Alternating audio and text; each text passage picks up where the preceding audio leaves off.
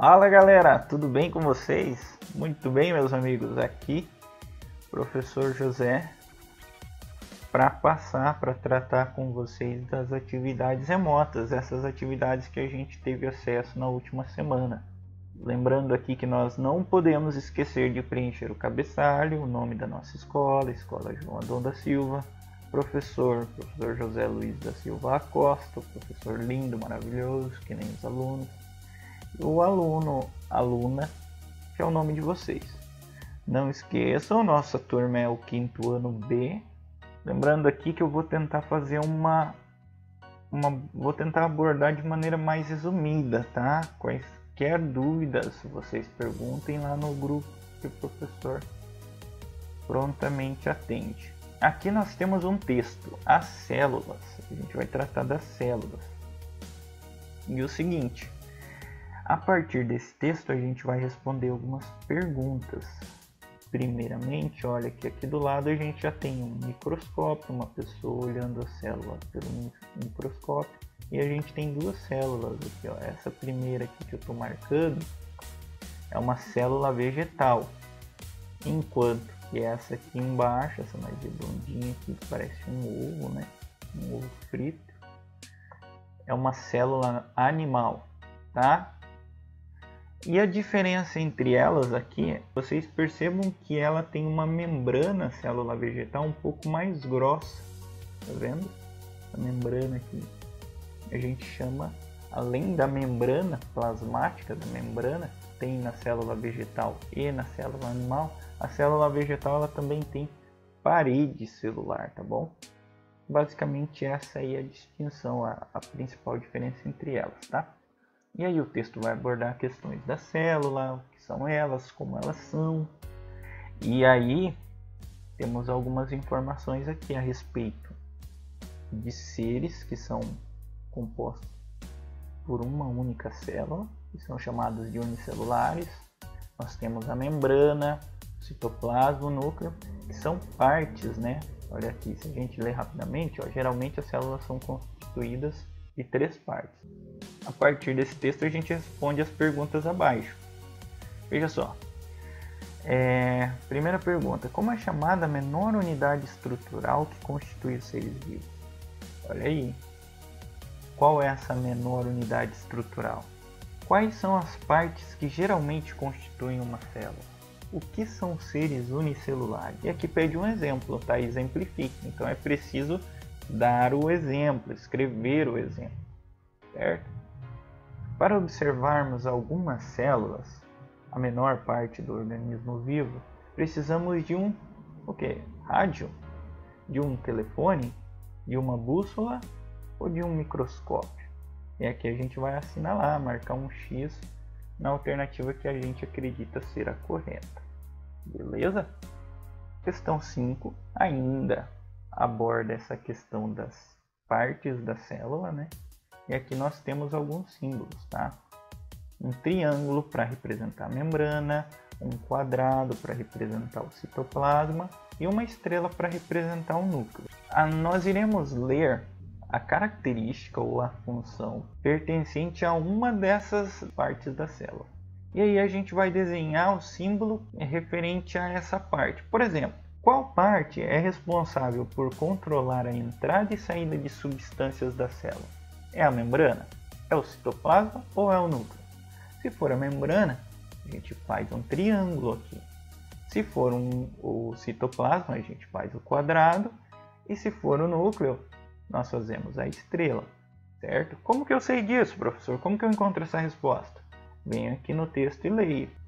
Qual parte é responsável por controlar a reprodução da célula?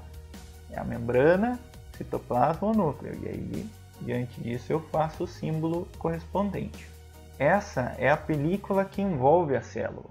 Qual é a película que envolve a célula? É um desses 3, eu vou fazer o símbolo. E aí vem o material gelatinoso, situado entre a membrana plasmática e a membrana nuclear, né? Entre a membrana plasmática e o núcleo. É a central de informação da célula. E por último, responsável pela nutrição da célula. Aqui, pessoal, na sequência, nós vamos ter acesso a algumas curiosidades. E aí, a partir dessas curiosidades, nós vamos responder as questões que vêm a seguir. O termo célula, palavra célula, foi utilizada pela primeira vez em 1665 pelo cientista inglês Robert Hooke. Right? Hooke não é o herói, né? O Hulk. É o Hulk. Ele nasceu em 1635 e faleceu em 1703, tá?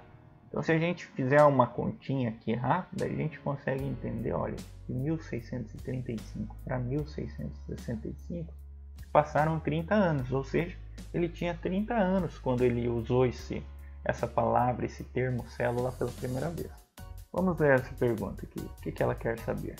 Há quantos anos o termo célula foi usado pela primeira vez? Sabendo que estamos em 2020. Utilize o quadro de valores para realizar o cálculo. Veja só, pessoal, para a gente fazer o cálculo, para a gente encontrar a diferença, nós precisamos o quê? Fazer uma subtração. O número menor embaixo e o número maior em cima. O ano em que estamos é 2020. Eu quero saber há quantos anos essa palavra célula é utilizada. Então eu pego o ano de 2020, que é o que estamos, né? E ele foi utilizado pela primeira vez em 1665. Então toda vez que eu quero encontrar uma diferença, eu vou fazer isso.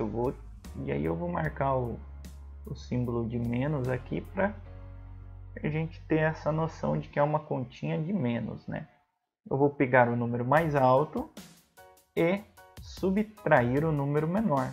A diferença que eu encontrar, no caso, é a nossa resposta. A pergunta seguinte, ela apresenta um desafio mais ou menos parecido. O cientista inglês Robert Hooke nasceu em 1635 e faleceu em 1703.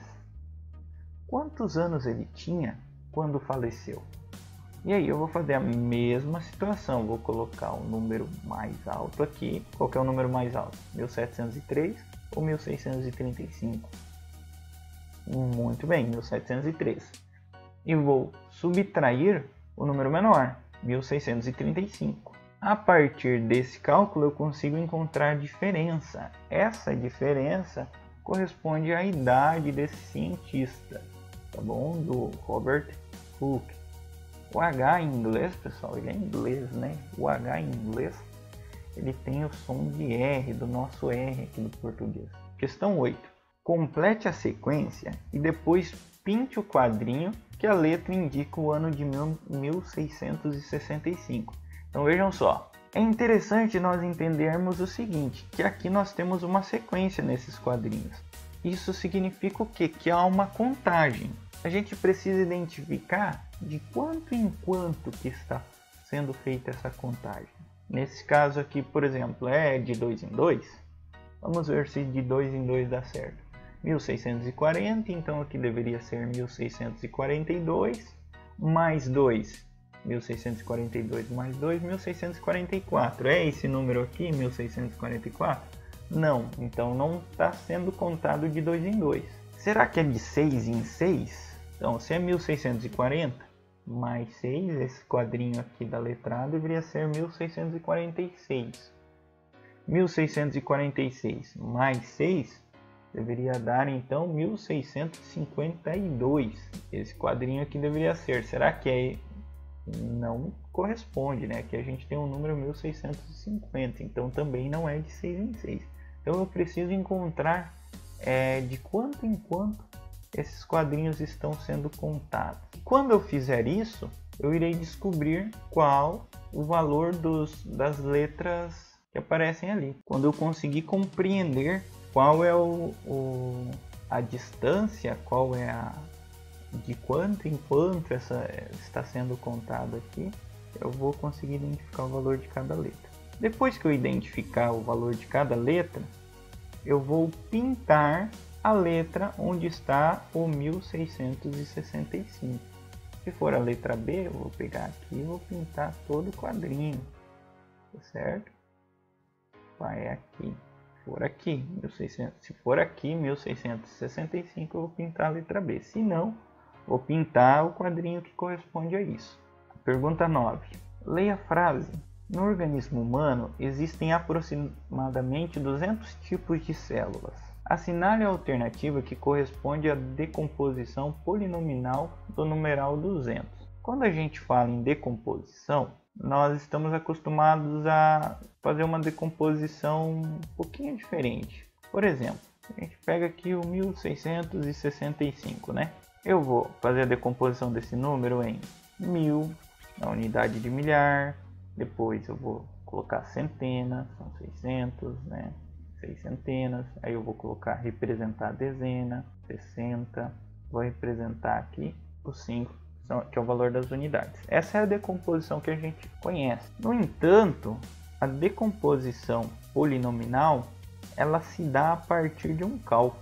E é o que aparece aqui, ó. Veja, a letra A, ela nos apresenta o cálculo. Então a gente precisa resolver o cálculo que está aqui nas alternativas para identificar qual dessas alternativas corresponde ao número 200. Que a gente tem 1000 vezes 2, será que dá 200? 20 vezes 100, será que dá 200? Aqui a letra C, a alternativa C. 200 mais 2 vezes 100, será que dá o valor que a gente pretende encontrar, 200? Ou então 10 vezes 10 mais 100. Veja só, pessoal, aqui nós temos duas continhas, acaba formando uma expressão numérica.